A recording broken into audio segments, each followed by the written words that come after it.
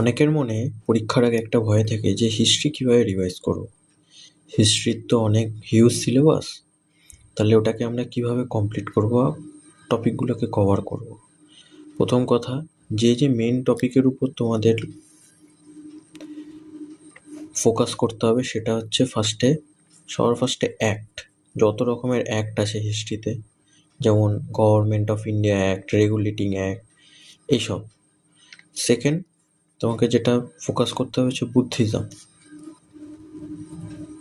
And Jainism.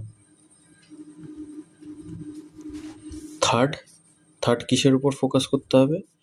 যত ধরনের INC যতগুলো সেশন হয় বা সেশন হয়েছিল সেইগুলো, প্লাস ভালো করে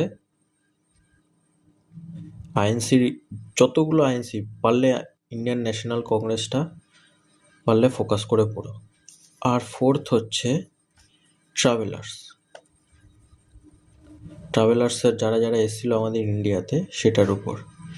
ফিফথ সবথেকে গুরুত্বপূর্ণ, সেটা হচ্ছে history related current plus static. History, current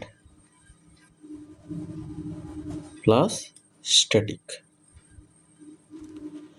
তো এরকম আরও ইনফরমেশান জানার জন্য চ্যানেলটাকে প্লিজ সাবস্ক্রাইব এবং শেয়ার করে দিও।